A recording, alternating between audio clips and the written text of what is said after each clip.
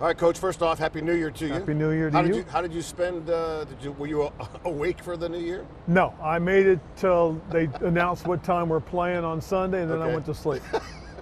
Maybe you'll celebrate today a little bit? Yeah, Stephanie will have dinner for us. Okay. She'll have a special dinner. Very nice. All right, you know, it was either last week or 2 weeks ago you said when it just keeps getting where you go, what's next? You got Jacoby Brissett ready to play starting quarterback, and you get word on Thursday that he's nicked up. Yep. I mean, when you hear that news, what goes through your mind?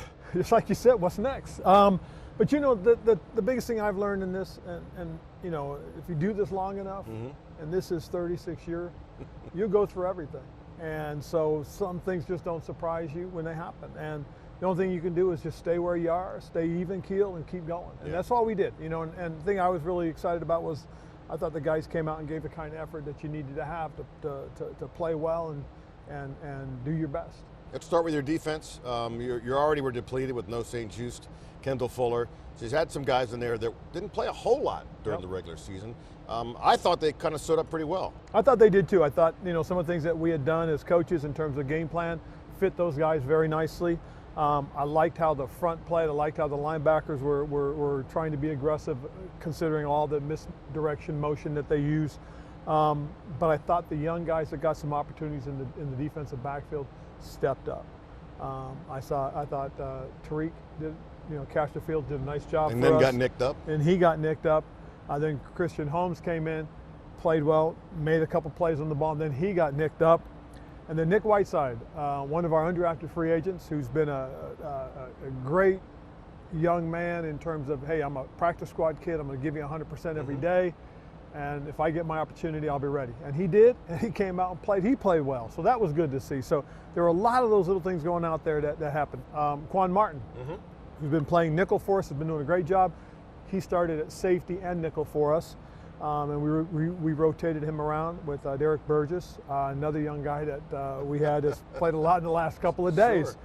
Sure. The one constant that's been out there has been Cam Curl, who has just really been a true pro professional. I mean, he really has been, and he's a young man that is going to earn everything he gets. He really is. With a guy like Nick Whiteside, you got one more game. Yep. Those kind of guys, are we going to see more of that in this final game? Well, it all depends on how everybody is. You know, but you know, we'll play who's available, and we'll get ourselves ready to play. Emmanuel Forbes, I talked to him yesterday.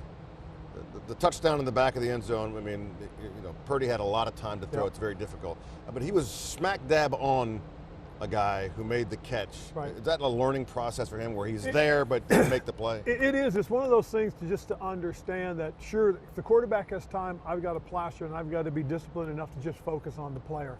You know, and again, you do wonder, it's human nature, you know, where's the ball? And when that happens, that's when you lose the guy. So with him, it's about understanding and learning those types of little things. And experience is a hell of a teacher now. Yeah. It really is, and I think this will be something that he'll learn from. Sam Howell, last 6 games, 10 interceptions. You had benched him, obviously, and then Jacoby was going to come in here. But it all starts with the O-line. Here's a guy who was on pace to be sacked the most in NFL history. That kind of has subsided a little bit. But if you don't give a quarterback time, that's going to be an issue. Is that the first thing that has to be addressed? Whatever happens to Sam Howell, that this team has to have an offensive line that performs production and progression for those guys. Well, I will say this though, and this is where you got to be aware of it though, is there's you know, the ratings have come out, and in the first 8 years, yes, we weren't very good. First 8 weeks, excuse me. But in the last several weeks, if this is what they're being rated off, they're going to be in the top 6 or 7 as far as offensive lines. In the last 3 weeks, we've only allowed 1 sack. Right.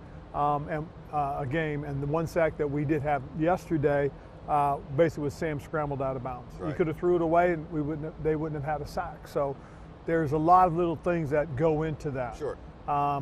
Do we have to make sure the offensive line is better going forward? Yes, you do. You really do, because it is really about being able to protect the quarterback and then surrounding him with playmakers. You know, and this group is a good group of playmakers that we've got to be able to get the ball into their hands in the open space to let them work. And Sam's progression, obviously he started out, you know, really hot. Yep. And through the last as I said, 6 weeks, he has tapered off for sure. Where do you think he is psyche-wise? Well, I think he's, it's been tough. It really has. It's been mentally and physically tough on him. This is going to be his first full year of being active every game. And so when you look at that and you realize, man, that is a lot. I mean, plus throwing the fact that it's 17 games now instead of 16. Right. I know it's just one more game, but that's still a lot too for a young player. It is tough, but he's a tough-minded young man. He's the right kind of guy that has a great temperament to be on the football field, and he's got a great skill set. He really does. He's got a terrific arm, and really it does come back to what you talked about earlier, and that is being able to protect the quarterback. Right. We have to do that to give the young man an opportunity to be who he can be.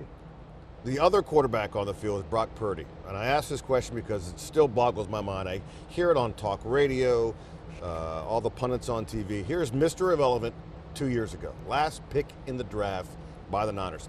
Every team missed him except for the Niners for the final pick.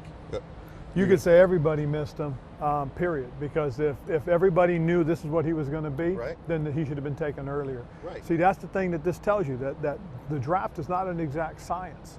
Secondly, it's also about fit. Who are you being fitted with?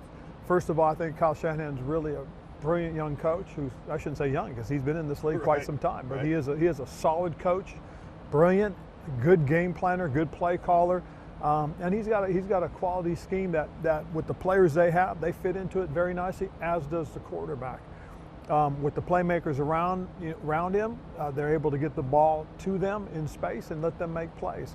I think Brock Purdy is a tremendous game manager with the ability to make plays when they need him to be made. And so I think, that's who he is. Yeah. He's going to be a heck of a player in this league, and he's going to continue to just get better. You got one game left. Your quarterback situation. If Jacoby is ready to go, well, we're going to discuss everything before we decide what we're going to do. We have a couple of days before we get the players out on the practice field on Wednesday, so we're going to sit down and talk about the best things going forward for us, and we'll see what happens. And what goes into that decision making? Because last week, your thought was Jacoby was the guy. Right, and again, a lot of it had to do with what had just happened and just transpired. Yesterday, I thought there were some really good things that Sam did. They really were, and you started to see some of that progression. You saw the connection he had with Terry. Again, Terry's a dynamic player that, he's a playmaker. You got to get him the ball in space. He's dangerous once he has the ball in space. And so these are things that, we'll talk about and discuss. Talking with Logan Thomas yesterday, Terry McLaurin, Sam Cosmi, they all said, look, we've got 7 days left with the 53 guys on this roster. That's where their mind is right now. Yep. They all know things are going to change with this team, this organization after the season's over. For you, what are your thoughts as you get with 1 game left? Well, it's to go out and give us everything we got. I mean, that's the truth of the matter. What happens after that, I got no control over. The only thing I got control over is what happens in the next 7 days. And that's what I'm going to focus on, doing that. I mean, that's the thing.